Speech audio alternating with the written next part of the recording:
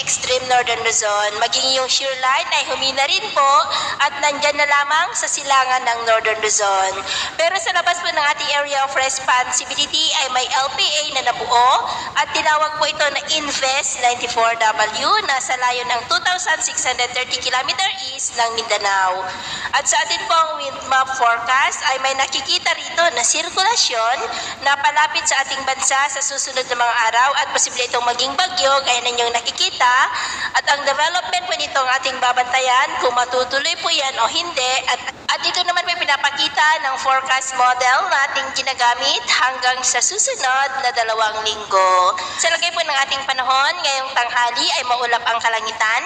na may mga pulupulong pagulan ang nasan po dito sa may Cagayan Valley, ilang bahagi ng Cordillera, ilang bahagi ng Ilocos Region, Pangasinan, Calabarzon,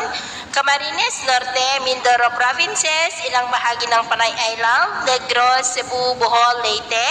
ilang bahagi ng Samar Provinces, Zamboanga Peninsula, Northern Mindanao, ilang bahagi po ng Caraga, Sorsogon at ilang bahagi ng Davao Region. At sa susunod po ng mga oras ay posible ang may kalakasan ng mga pagulan sa ilang bahagi po ng northern part ng Northern Luzon, Pangasinan, Mindoro, ilang bahagi ng Bicol Region, Polillo Island, ilang bahagi lamang ng Kabisayaan at sa mas malaking bahagi po ng Mindanao. Kaya kung lalabas po tayo sa ating mga tahanan,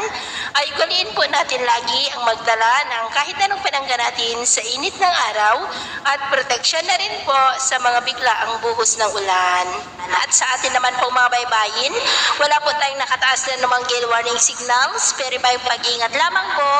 kung papalaot tayo para mas makaiwas sa mga sakunang pangkaragatan, lalo na po sa ating mga kababayan na mangingisda dyan po sa may extreme northern Luzon dahil medyo maalon